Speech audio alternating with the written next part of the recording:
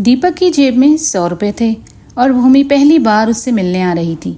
Phone पर उससे वादा किया था कि साथ में लंच करेंगे, आइसक्रीम खाएंगे और मूवी देखेंगे। दीपक लाइब्रेरी में बैठा पढ़ रहा था। तभी भूमि का मैसेज आया, कहाँ हो? लाइब्रेरी में हूँ, उसने रिप्लाई किया। मैं आ गई, गांधी पार्क में बैठी हूँ, तुम्हारा वेट कर रही हूँ। दीपक ने रिप्लाई किया, अभी आया। लाइब्रेरी से निकलते टाइम अच्छी तरह मुंह ढककर वो गांधी पार्क की तरफ निकल गया। वहां जाकर देखा तो एक बेंच पर कपड़े से मुंह लपेटे एक कन्या बैठी थी। दीपक ने उसके पास जाकर कहा, चलें?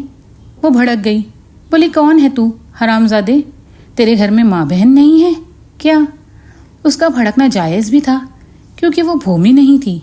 तभी भूमि वहां पर आई और उस कन्या से माफ़ी मांगी। तब जाकर मामला शांत हुआ। अब दोनों पार्क से बाहर आए।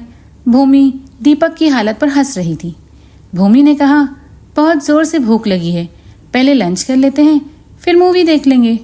दीपक ने भी हाँ में हाँ मिलाई और बोला, चलो आज तुम्हें यहाँ का सबसे बेस्ट खाना खिलाता हूँ।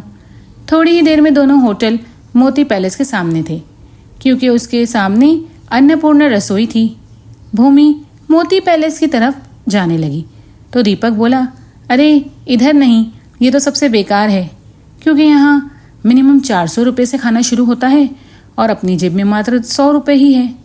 दीपक उसे अन्नपूर्णा रसोई में ले गया, जहाँ उन्होंने 16 रुपये में दोनों ने खाना खाया, साथ में 20 रुपये की छाछ ले ली। भूमि को दीपक थोड़ा अजीब लगा। ऐसे कौन पहली बार ही किसी लड़की को अन्नपूर्णा में खाना खिलाने लेकर जाता है?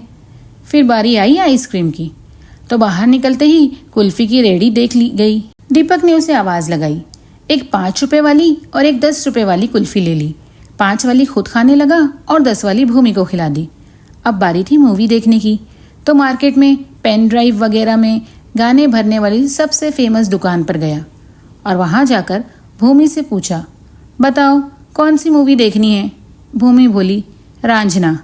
दीपक ने निकाला 20 रुपये का नोट और बोला, भैया मोबाइल में रांझना मूवी डाल दो और हाँ HD क्वालिटी में डालना। दुकान वाले ने मूवी डाल दी। भूमि हंस रही थी उसकी इन हरकतों पर। दीपक 5 रुपये वाले 4 पैकेट पॉपकॉर्न ले आया। अब दीपक और भूमि दोनों ने गांधी पार्क में बैठकर मूवी देखने लगे। मूवी देखते देखते दीपक ने भूमि से कहा, और कोई ख्वाहिश हो तो बता दो।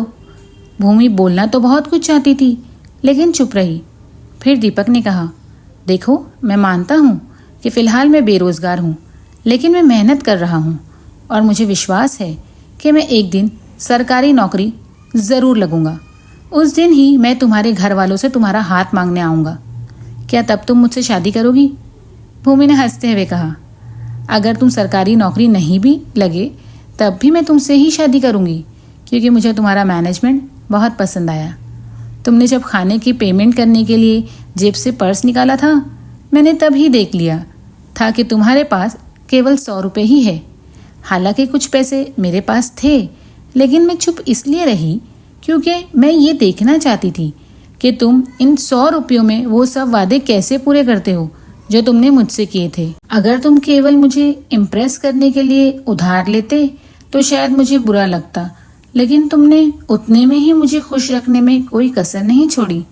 तो मिस्टर दीपक, क्या तुम मुझसे शादी करोगे? दीपक हंसते हुए बोला, ज़रूर, इस बात पर कुछ मीठा हो जाए। 5 रुपये वाली डेयरी मिल्क खरीद कर मुँह मीठा भी कर लिया। अब भी उसके पास 3 रुपये बच गए थे। तो मेरे प्यारे व्यूवर्स, ये बताइए कि ये प्यारी सी मैनेजमेंट करने वाली कहानी आपको कैसी लगी और इससे आपको क्या सीखने को मिला, कमेंट में ज़रूर बताइएगा। और मेरे चैनल पर नए हैं तो चैनल को सब्सक्राइब करके बेल आइकन ज़रूर दबा दीजिए, ताकि इस तरह की प्यारी प्यारी कहानियाँ आपको सबसे पहले सुनने को मिले।